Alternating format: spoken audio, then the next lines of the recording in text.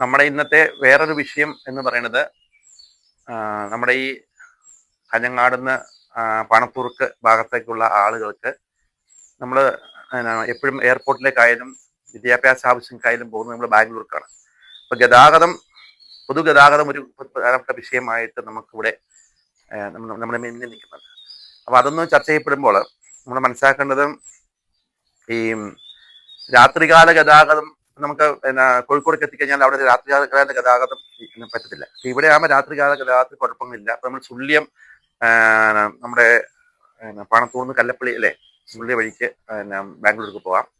അതുപോലെ തന്നെ നമുക്ക് വാഗമണ്ഡലം വഴിക്കും പോകാം. ഇതിനൊന്നും യാതൊരു തരത്തിലുള്ള രാത്രികാല ഗതാഗത തടസ്സങ്ങളും നമ്മുടെ ഇവിടെ ഇല്ല. പക്ഷേ നമ്മൾ പോകുന്നുണ്ട്, നമ്മുടെ പിള്ളേർ പോകുന്നു അല്ലേ, നമ്മൾ എയർപോർട്ടിൽ പോകുമ്പോഴും അല്ലെങ്കിൽ കുട്ടികൾ പോകുന്നുണ്ട്. പക്ഷേ ഇതിലെ കൂടി ഒന്നും ഈ KSRTC ഓടുന്നില്ല.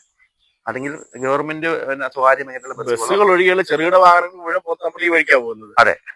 പക്ഷേ ഈ നമ്മുടെ ഇപ്പോഴും KSRTC എന്താണ് KSRTC ഏത് വഴിക്കാണ് പോകുന്നത്? കാഞ്ഞങ്ങാട് നിന്ന് വന്ന് കൊടയഞ്ചാലിലെത്തി ചെറുപുഴ വന്ന് ഇരിട്ടി രാജപേട്ട വഴിക്കല്ലേ പോണേ. അതുപോലെ നമ്മൾ കാഞ്ഞങ്ങാട് നിന്ന് സ്വകാര്യ ബസ്സുകൾ കയറിയാല് നമ്മൾ കാസർഗോഡേക്ക് എത്തി. പിന്നെ അവരെ കർണാടകയുടെ ഏതൊക്കെ ഭാഗങ്ങളിൽ കൂടെ അല്ലെ ചുറ്റിപ്പറ്റി. അപ്പൊ നമുക്ക് മംഗലാപുരം ചിലത് മംഗലാപുരം കൂടി പോകുന്നു. ഇപ്പം നമ്മളിപ്പോ കാഞ്ഞങ്ങാടേക്ക് പോകുന്ന അവസ്ഥ ഇതൊക്കെ തന്നെയാണ്. മാവുങ്കാലം നമ്മൾ അങ്ങനെ ഇപ്പൊ പോകുന്ന കാഞ്ഞങ്ങാടേക്ക് അത് നമ്മൾ മുമ്പ് പോയത് കാഞ്ഞങ്ങാട് നമ്മൾ ബദരിയ ബസ്സിന് SS പോകുമ്പോൾ എങ്ങനെ പോയത്? ആലാപ്പുള്ളി പോയി വളഞ്ഞല്ലേ പോയത്. ഇപ്പൊ അതേപോലെ നമ്മൾ വീട് തിരിച്ചെത്തി. നാളെ മാവുങ്കാലിന് കാഞ്ഞങ്ങാടേക്ക് എങ്ങനെയാ പോകേണ്ടതെന്ന് ഒരു ഐഡിയ വന്നിട്ടില്ല. ഇല്ല, അത് പുതിയ വണ്ടിക്കാരെ ഏറ്റെങ്കിൽ എങ്ങനെയാ കാഞ്ഞങ്ങാടേക്ക് പോകുന്നവർക്ക് ആ ഓവർബ്രിഡ്ജിന്റെ അടിയിൽ ഒരു സംഭിച്ച് നിൽക്കുകയും അവിടെ ഒത്തിരി സൗകര്യങ്ങളുണ്ടായിരുന്നു. അതൊരു ഇടപെടലിന്റെ ഒരു കുറവ് അവിടെ നമ്മൾ കണ്ടു. അപ്പൊ ഈ ബസ്സിന്റെ കാര്യമാണ് നമ്മൾ പറഞ്ഞു വന്നത്. അപ്പൊ ഈ KSRTC ബസ്സുകൾ അതിലൂടെ വളഞ്ഞ് അങ്ങ് പോകുന്നു. നമ്മുടെ സംസ്ഥാന ഗവൺമെന്റിന് ഒന്നും ഈ പാണത്തൂര് സുള്ളിയ വഴിക്കോ പാണത്തൂർ കല്ലപ്പള്ളി വഴിക്കോ സുള്ളിയ അതിന്റെ ആസ്ഥാനമാണ്. അപ്പൊ അങ്ങനെ ബാംഗ്ലൂർക്ക് KSRTC ബസ്സുകൾ കേരളത്തിന്റെയും കർണാടകത്തിന്റെയും ഓടണമെന്നാണ് നമ്മുടെ ആഗ്രഹം. അപ്പൊ ഈ രംഗത്ത്, ഈ ഗതാഗത രംഗത്ത് കൂടുതൽ എന്താണ് അറിയുന്ന കർണാടക സംസ്ഥാന റൂട്ടുകൾ അറിയുന്ന സ്വാമി ഒന്ന് ഈ കാര്യങ്ങൾ ബാക്കിയും കൂടെ പറയും. നമ്മുടെ കാഞ്ഞങ്ങാട് മണ്ഡലത്തിൽ നിന്ന് 6ഓളം റൂട്ടുകൾ കർണാടക ബാംഗ്ലൂരിലേക്ക് യാത്ര ചെയ്യാനുള്ള സൗകര്യങ്ങളുണ്ട്. അത് ജില്ലയിൽ നിന്ന് തന്നെ ഏറ്റവും നല്ല റോഡുകളാണ്. കൂടാത്തതിന് ഏറ്റവും ദൂരക്കുറവുള്ള ഒരു വഴിയും കൂടെയാണ്. കോവിഡിന് മുൻപ് വരെ കോഹിനൂർ ട്രാൻസ്പോർട്ടിന്റെ അവരുടെ ഒരു ബസ്, സ്ലീപ്പർ ബസ് ബാംഗ്ലൂരേക്ക് ഓടിക്കൊണ്ടായിരുന്നു. നല്ല വരുമാനവും ഉണ്ടായിരുന്നു. അന്നു മുതൽ തന്നെ KSRTC തുടങ്ങുന്നു എന്നുള്ള പ്രഖ്യാപനം വന്നതല്ലാതെ 2026 ആ KSRTCകൾ തുടങ്ങിയിട്ടില്ല. അതേപോലെ തന്നെ അന്തർസംസ്ഥാന റൂട്ടുകൾക്ക് കാഞ്ഞങ്ങാട് മണ്ഡലത്തിൽ ഏറ്റവും ഉത്തമമായ വഴികൾ ഒന്ന് ചുള്ളിക്കര കുറ്റിക്കോൽ വഴിയുണ്ട്. സുള്ളിയം പോകാൻ അല്ലേ, സുള്ളിയം ബാംഗ്ലൂരൊക്കെ പോകും. അതേപോലെ തന്നെ അടുത്തത് മാലക്കല്ല് പൂക്കയം വഴിയുണ്ട്. മൂന്നാമത്തത് കോളിച്ചാല് മാനടുക്കം വഴിയുണ്ട്, മലയോര. നാലാമത്തത് ബളാന്തോട് ചാമുണ്ടിക്കുന്ന് ബന്തെടുക്ക വഴിയുണ്ട്. അഞ്ചാമത്തത് പാണത്തൂർ കല്ലപ്പള്ളി വഴിയുണ്ട്. ആറാമത്തത് പാണത്തൂര് വാഗമണ്ഡല മടിക്കേരി വഴിയുണ്ട്. അവിടുന്ന് വിരാജ്പേട്ട വഴിയും 2 വഴിക്കും പോകാം. വീണ്ടും സാധ്യതയുണ്ട്. വീണ്ടും ഇപ്പൊ നമ്മള് പുതിയ ഒരു ഇന്റർസ്റ്റേറ്റ് ഹബ്ബ് എന്ന നിലയിൽ വികസിക്കാൻ സാധ്യതയുള്ള വേരാജ റോഡിന്റെ സംബന്ധിച്ച് ഒരു ആക്ഷൻ കമ്മിറ്റി പ്രവർത്തിച്ചു വരുന്നുണ്ട്. അപ്പൊ അതും കൂടെ പ്രായോഗിക തലത്തിൽ എത്തിക്കഴിഞ്ഞാൽ വീണ്ടും നമ്മുടെ സാധ്യതകൾ വീണ്ടും കൂടുകയും. ഈ വഴികളൊക്കെ ഉപയോഗിക്കാമെന്നിരിക്കെ ഇത് 24 മണിക്കൂർ ഉപയോഗിക്കുന്ന വഴിയാണ്. അവിടെ വന്യമൃഗങ്ങളുടെ ശല്യമില്ല, മറ്റുള്ള രീതിയിലുള്ള ബുദ്ധിമുട്ടുകളില്ല, രാത്രികാല ഗതാഗതത്തിന് ബുദ്ധിമുട്ടില്ല. ഇതൊക്കെ സൗകര്യങ്ങൾ ഉണ്ടായിട്ടും KSRTC അനുഭാവപൂർവ്വം ആ റൂട്ടുകൾ പരിഗണിക്കുന്നില്ല. അവർ ഓടിയതിന്റെ പുറകെ തന്നെ കോൺവോയ് അടിസ്ഥാനത്തിൽ കുറെ ബസ്സുകൾ ഓടുന്നു എന്നല്ലാതെ ഒരു വരുമാന മാർഗം ഉള്ള രീതിയിൽ, പ്രത്യേകിച്ച് കിഴക്കൻ മലയോര മേഖലയിൽ കൊടയഞ്ചാല് മുതൽ പാണത്തൂർ വരെയുള്ള 3 പഞ്ചായത്തിൽ ഏറ്റവും കൂടുതൽ വിദ്യാർത്ഥികൾ പഠിക്കുന്നതും ജോലി ചെയ്യുന്നതുമായത് ബാംഗ്ലൂർ പട്ടണമാണ്. നഴ്സിംഗ് ഉണ്ട്, അതേപോലെ തന്നെ ഉന്നത വിദ്യാഭ്യാസത്തിന് പോകുന്നവരുണ്ട്. പല ജോലികളുമായി ബന്ധപ്പെട്ടുകൊണ്ട് വ്യാപാരികൾ എല്ലാം തുണികൾ അടക്കം വാങ്ങുന്നത് ബാംഗ്ലൂർ ചിപ്പേട്ട് പോലുള്ള ഭാഗത്ത് നിന്ന്. അപ്പൊ ഇത്രയൊക്കെ യാത്രക്കാരുണ്ടായിട്ടും അവരൊക്കെ ഇനി ആശ്രയിക്കുന്നത് സുള്യ വരെ സ്വകാര്യ വണ്ടികൾ പോയിട്ട് സുള്യയിൽ നിന്നും ഒരുപാട് വണ്ടികളുണ്ട്. ആ വണ്ടി യാത്ര ചെയ്യുകയാണ്. അവർ തിരിച്ചു വരുമ്പോൾ രാത്രികാലങ്ങളിൽ അവരുടെ മക്കളോ ആരെങ്കിലും ബന്ധുക്കളോ വണ്ടി കൊണ്ടുപോയി അവിടെ കാത്തു നിൽക്കും. അതുകൊണ്ട് തിരിച്ചു വരുന്നു. നല്ല ഒത്തിരി ബസ്സുകളുണ്ടല്ലേ? ഒരുപാട് ബസ്സുകൾ അത് നല്ല നല്ല ബസ്സുകൾ, രാജഹംസ പോലത്തത്, സ്ലീപ്പർ കോച്ചുകൾ, കർണാടകത്തെ ഐരാവതം ബസ്സുകൾ, എല്ലാം AC ബസ്സുകളൊക്കെ ഡേയും നൈറ്റും ഒക്കെ ഉണ്ട്. അവൈലബിൾ ആണ്. അതാണ് എന്റെ വ്യത്യാസം. മംഗലാപുരത്തു നിന്ന് അടക്കം സുള്യം വഴിയാണ് ഇപ്പോൾ കൂടുതൽ യാത്ര ചെയ്യുന്നത്. ബസ്സുകളെല്ലാം നല്ല, പ്രത്യേകിച്ച് ഉത്സവ സീസണൊക്കെ ആണെങ്കിൽ വളരെയധികം ജനത്തിന് വണ്ടി കിട്ടാതെ സ്വകാര്യ വണ്ടികളിലൊക്കെയാണ് അവർ വരുന്നത്. ഒരുപാട് IT മേഖലയൊക്കെ ബാംഗ്ലൂർ ആയതുകൊണ്ട് IT ഉദ്യോഗസ്ഥന്മാർ നമ്മുടെ ഭാഗത്ത് നിന്ന് ഒരുപാട് ആൾക്കാർ, ചെറുപ്പക്കാർ ബാംഗ്ലൂർ യാത്ര ചെയ്യുന്നുണ്ട്. ഇതൊന്നും KSRTCക്ക് പരിഗണന നമ്മളെ ഈ റൂട്ടിൽ കൂടെ അവർ ഓടിക്കാൻ തയ്യാറല്ല. പ്രത്യേകിച്ച്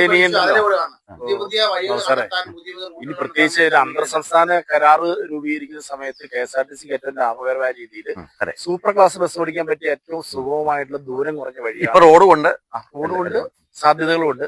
ആ ഏറ്റവും ദൂരക്കുറവില് ഏറ്റവും വേഗത്തിൽ ആളുകൾക്ക് ഈ ബാംഗ്ലൂർ പോലുള്ള പട്ടണമായിട്ട് ബന്ധപ്പെടാൻ പറ്റുന്ന ഏറ്റവും സുഗമമായ പാതയാണ് ഇപ്പം സ്വാമി സൂചിപ്പിച്ചിട്ടുള്ളത്.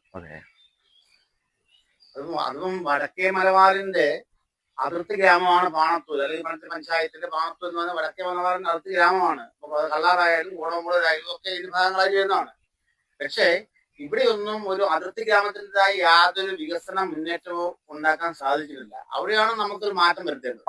പാണത്തൂർ മാത്രമല്ല, ഞാൻ ഉദ്ദേശിക്കുന്ന കോടയഞ്ചലായിക്കോട്ടെ, രാജൂർ ആയിക്കോട്ടെ, പണത്തിലുള്ള ആ ഒരു മേഖലയിൽ അടിസ്ഥാനപരമായിട്ടൊരു വികസന മുന്നേറ്റം ഉണ്ടാക്കാൻ സാധിച്ചിട്ടില്ല. നമുക്കറിയാം അതിർത്തി ഗ്രാമങ്ങളായ ഇപ്പം ഇരിട്ടി ആയിക്കോട്ടെ, സുൽത്താൻ ബത്തേരി ആയിക്കോട്ടെ, മാനന്തവാടി ഇതുപോലുള്ള ഭാഗങ്ങളൊക്കെ അതിർത്തി പങ്കിടുന്ന, അതായത് ഈ ദേശീയപാത സംസ്ഥാന പാത കൊണ്ട് വളർന്നതാണ്. അപ്പൊ നമ്മുടെ ഇവിടെയൊക്കെ സംസ്ഥാന പാത എന്ന് പറയുന്നതല്ലാതെ ഇതിനൊരു ഇന്ന് നമുക്ക് റോഡിന്റെ അവസ്ഥ വരെ പറയണ്ട. സംസ്ഥാന പാത എന്ന് പറയുന്നതല്ലാതെ ഇവിടെ നിന്നും അന്തർ സംസ്ഥാനങ്ങളിലേക്കുള്ള ഒരു വികസനം, റൂട്ടുകളും ജനങ്ങളുടെ സഞ്ചാരവും ഒക്കെ ഉണ്ടായെങ്കിൽ മാത്രമേ നാടിന് വികസനം ഉണ്ടാവുകയുള്ളൂ. അപ്പൊ അത്തരം കാര്യങ്ങളാണ് നമ്മുടെ നേതൃത്വം, ഭരണകർത്താക്കളൊക്കെ ശ്രദ്ധിക്കേണ്ടത്. നമുക്കറിയാം നമുക്ക് റാണിപുരം ടൂറിസ്റ്റ് മേഖലയാണ്, അതുപോലെ തന്നെ കാവേരി തൽക്കാവേരി പറയുമ്പോൾ ടൂറിസ്റ്റ് മേഖലയാണ്, പ്ലസ് ഒരു തീർത്ഥാടനം കൂടെയാണ്. അപ്പൊ അവിടെയൊക്കെ നമ്മൾ ആ മേഖലയൊക്കെ ഒന്ന് ഡെവലപ്പ് ചെയ്ത് ഇവിടുന്ന് ഒരുപാട് വാഹന സൗകര്യങ്ങൾ ഉണ്ടാക്കാൻ സാധിക്കണം. നമുക്കറിയാം, പിന്നെ നമ്മളിപ്പം കഴിഞ്ഞ വർഷം പ്ലാനിംഗ് ബോർഡിലേക്ക് മലനാട് വികസന സമിതി ഏതാനും പ്രപ്പോസൽ കൊടുത്തിട്ടുണ്ട്. അതിലൊക്കെ നമ്മൾ എടുത്തു പറഞ്ഞിരിക്കുകയാണ് ഈ പിന്നെ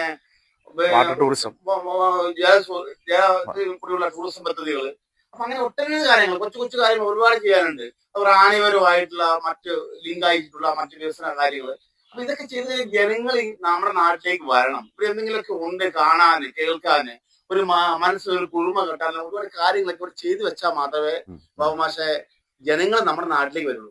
ജനങ്ങൾ വന്നെങ്കിൽ മാത്രമേ നമ്മുടെ നാട്ടിലുള്ള ആളുകൾക്കും ഒരു തൊഴിലായിരിക്കാം, അല്ലെങ്കിൽ മറ്റ് ഡെവലപ്മെന്റുകളൊക്കെ ആയിട്ട് നമുക്ക് വികസിപ്പിച്ചെടുക്കാൻ കഴിയുള്ളൂ. ഇതിപ്പോ നമ്മൾ ഇപ്പോഴും കിടക്കുന്നത് എവിടെയാണ്? നമ്മൾ ഒരുപാട് വർഷങ്ങൾക്ക് പിന്നിലാണ് കിടക്കുന്നത്. നമ്മളെ ഒരു പ്രസൻസി എത്രയോ പുറകിലാണ് കിടക്കുന്നത്. അതായത് ഈ സുള്ളിയും നമ്മുടെ വീരാജപേട്ട അല്ലെങ്കിൽ വാഗമണ്ണൊക്കെ ഉണ്ടെങ്കിലും ആ റോഡ് കൊണ്ടൊരു വളർച്ച പാണത്തൂരിന് ഉണ്ടായിട്ടില്ല. നമുക്കറിയാം, ഭാരത് മാലയിൽ പോലും പെടുത്തിട്ടുണ്ടെങ്കിൽ അതിനെ നമ്മുടെ ഫേസിൽ പുറകോട്ട് പോയിക്കൊണ്ടിരിക്കുകയാണ്. അതിനെ മുന്നോട്ട് കൊണ്ടുവരാൻ സാധിക്കുന്നില്ലല്ലോ. ആരാണ് കൊണ്ടുവരേണ്ടത്? ഈ അതിർത്തി പട്ടണമായ പാണത്തൂരിന്റെ ഒരു വികസനം എന്ന് പറഞ്ഞാൽ ഇപ്പൊ ഇവിടെ അജി ജോസ് സൂചിപ്പിച്ചതുപോലെ ഇപ്പം പിന്നെ ഇരിട്ടി മുനിസിപ്പാലിറ്റിയായി, മാനന്തവാടി മുനിസിപ്പാലിറ്റിയായി, സുൽത്താൻ ബത്തേരി വലിയ പട്ടണമായി. അതേപോലുള്ള ടൗണുകളൊക്കെ ആയിട്ട് താരതമ്യം ചെയ്യാൻ നമുക്ക് ഇപ്പൊ തൽക്കാലം കഴിഞ്ഞില്ലെങ്കിൽ തന്നെ അതിലേക്ക് വളർന്നു വരേണ്ട പ്രധാനപ്പെട്ട കേന്ദ്രമാണ് പാണത്തൂർ എന്ന് പറയുന്നത്. ഏറ്റവും പ്രധാനമായിട്ട് ഗതാഗത സൗകര്യങ്ങൾ വർദ്ധിക്കുക എന്നുള്ളതാണ് നാടിന്റെ വികസനത്തിന് നട്ടെല്ലെന്ന് പറയുന്നത്. അപ്പൊ അതിനകത്ത് എനിക്ക് ഒരു കാര്യം പറയാനുള്ള വെച്ച് കഴിഞ്ഞാൽ KSRTCയുടെ ഏറ്റവും പ്രധാനപ്പെട്ട വടക്കേ മലബാറിലെ ഓപ്പറേറ്റിംഗ് സെന്റർ ആയിട്ട് വരാൻ പറ്റുന്ന ഒരു സബ് ഡിപ്പോയ്ക്ക് ഏറ്റവും സാധ്യതയുള്ള സ്ഥലം കൂടിയാണ്. അതിന് സാധ്യത എന്ന് പറയുന്ന ചെറിയ കാര്യമല്ല. ഒന്നിപ്പം നമ്മുടെ നിലവിൽ ഇപ്പം പിന്നെ നവീകരണ പ്രവൃത്തി നടത്തിക്കൊണ്ടിരിക്കുന്ന സംസ്ഥാന പാത, അത് മാത്രമല്ല അത് ഭാരത് മാല പദ്ധതിയുടെ ഭാഗമായിട്ടുള്ള ഹോസ്ദുർഗ് മർക്കാർ റോഡ്, ആ റോഡിന്റെ പദ്ധതികൾ പ്രായോഗികമാകുന്ന സമയത്ത് ആ റോഡ് ഉപയോഗിക്കാം. അതോടൊപ്പം തന്നെ അന്തർ സംസ്ഥാന പാതയായിട്ടുള്ള നമ്മൾ ഇവിടെ പരാമർശിക്കപ്പെട്ടു പോയിട്ടുള്ള വാഗമണ്ഡലം, ബീരാജ്പേട്ട, മർക്കാറ് വഴിയും അതുപോലെ സുള്യ മർക്കാറ് വഴിയും അതോടൊപ്പം തന്നെ പടിഞ്ഞാറ് ഭാഗത്തേക്ക് പോയി കഴിഞ്ഞാൽ മംഗലാപുരം, മണിപ്പാൽ, കൊല്ലൂർ ഭാഗത്തേക്കും, ഗോവ, മുംബൈ പോലുള്ള പ്രദേശങ്ങളിലേക്കും, അതോടൊപ്പം തന്നെ ഈ മലയോര ഹൈവേയും അതോടൊപ്പം തന്നെ തീരദേശ ഹൈവേയും ഇപ്പം പണി പുരോഗമിച്ചുകൊണ്ടിരിക്കുന്ന നാഷണൽ ഹൈവേയും എല്ലാ വഴികളിലൂടെയും ബസ് ഓപ്പറേറ്റ് ചെയ്യാൻ പറ്റുന്ന പ്രധാനപ്പെട്ട കേന്ദ്രമാണ് പാണത്തൂർ എന്ന് പറയുന്നത്. പാണത്തൂർ സബ് ഡിപ്പോ കൊണ്ടുവരുന്നത് സംബന്ധിച്ച് നേരത്തെ ഒരു കൂട്ടായ്മയും ഒരു ഇടപെടലെല്ലാം മലനാട് വികസന സഭയുടെ നേതൃത്വത്തിലുണ്ടായി. പിന്നീട് അതിന്റെ സാരഥ്യം വഹിച്ചവരുടെ തന്നെ പിന്നോട്ട് പോക്കിന്റെ ഭാഗമായിട്ട് അത് അത് എവിടെ എത്താത്ത സ്ഥിതിയിലേക്ക് പാണത്തൂർന്ന് എല്ലാ പ്രദേശങ്ങളിലും ബസ്സുണ്ട്, എല്ലാ പ്രദേശത്തും ബസ്സുകളുണ്ട്. അത് അവിടെ ഒരു കേന്ദ്രീകൃതമായ ഒരു ഓപ്പറേറ്റിംഗ് സെന്റർ കൂടെ വന്നു കഴിഞ്ഞാൽ ഗതാഗത സൗകര്യം വർദ്ധിക്കുകയും അതോടൊപ്പം തന്നെ അതിനനുസരിച്ചുള്ള പുതിയ സാധ്യതകൾ വരികയും ചെയ്യുമ്പോൾ കുറച്ചുകൂടി എന്താണ് വിപുലമാവുക. പിന്നെ ഭാരത് മാല റോഡിന്റെ കാര്യം നമുക്കറിയാം. 2017 BRTF എന്ന് പറയുന്ന ഒരു കമ്പനിയെ കൊണ്ട് 3.5 കോടി രൂപ മുടക്കിയിട്ട് അതിന്റെ ഡീറ്റെയിൽഡ് പ്രൊജക്ട് റിപ്പോർട്ട് ഉണ്ടാക്കിയതാണ്. ആ DPR തയ്യാറാക്കിയിട്ട് അതിപ്പോഴും നാഷണൽ ഹൈവേ അതോറിറ്റിയുടെ റീജിയണൽ ഓഫീസിന്റെ തട്ടപ്പുറത്തിരിക്കുകയാണ്. അത് സംബന്ധിച്ചുള്ള ഒരു പുരോഗമനം ഉണ്ടായിട്ട് ആദ്യം നമുക്കത് ലിസ്റ്റിൽ വന്നപ്പോൾ രണ്ടാം ഫേസിലെ 11ാം പദ്ധതിയായിട്ടാണ് വന്നുകൊണ്ടിരുന്നത്. ആ 11ാം പദ്ധതി പിന്നീട് നമ്മൾ നിരന്തരമായി നമ്മൾ ഇടപെട്ടതിന്റെ ഒക്കെ ഭാഗമായിട്ട് അത് 8ാം പദ്ധതിയിലേക്ക് കയറി വന്നിട്ടുണ്ട്. അത് നിലവിലൊരു 5-ലേക്കോ 4-ലേക്കോ വന്നു കഴിഞ്ഞാൽ മാത്രമേ നമുക്ക് 2030 കൂടിയെങ്കിലും പ്രായോഗിക NH നമ്മുടെ SH റോഡ് NH ആണ്, ഭാരതമാലയിലാണെന്ന് അറിയാത്ത ഒത്തിരി പേര് അറിയാത്ത ജനപ്രതിനിധികളുണ്ട്.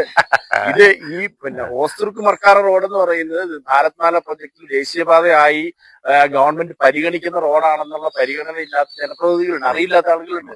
അങ്ങനെ പദ്ധതിയെ ഇല്ലാന്ന് തർക്കിക്കുന്ന ആളുകളുണ്ട്. പക്ഷെ ആ പദ്ധതി ഇപ്പോൾ സജീവമായിട്ടുണ്ട്. 8ാം ഭാഗത്തിലാണ് പദ്ധതി ഉള്ളത്. അതിന്റെ ഒരു വർക്ക് അല്ലെ മുന്നോട്ട് ഈ വിഷയം ഡെവലപ്പായി വന്നു കഴിഞ്ഞാൽ നമ്മുടെ അതിർത്തി ഗ്രാമത്തിൽ നിന്ന് 60-65 കിലോമീറ്റർ പോയാൽ കൊടക് ജില്ലയുടെ ഹെഡ്ക്വാർട്ടേഴ്സായ മർക്കാറ എത്തും. അവിടെ ഒരുപാട് ടൂറിസ്റ്റുകൾ വരുന്ന സ്ഥലമാണ്. കുശാൽ നഗരമായിക്കോട്ടെ, ടിബറ്റിയൻ ഏരിയ ആയിക്കോട്ടെ, അതേപോലെ തന്നെ ആന സവാരി നടത്തുന്നിടത്തായിക്കോട്ടെ, അങ്ങനെ ഒരുപാട് ടൂറിസ്റ്റുകൾ വരുന്ന സ്ഥലമാണ് അത്. അവർക്ക് യാത്രാ സൗകര്യം ഒരുക്കി കൊടുത്താൽ, പ്രത്യേകിച്ച് KSRTC പോലുള്ള ബസ്സുകൾ വന്നു കഴിഞ്ഞാൽ ഇവിടെ താമസ സൗകര്യമുണ്ട്, കോട്ടേജുകളുണ്ട്, നല്ല തണുത്ത്, നല്ല കടും വേനൽക്കാലത്ത് പോലും ഭയങ്കര തണുപ്പ്. അപ്പൊ നമ്മള് പറഞ്ഞു വന്നത് ഈ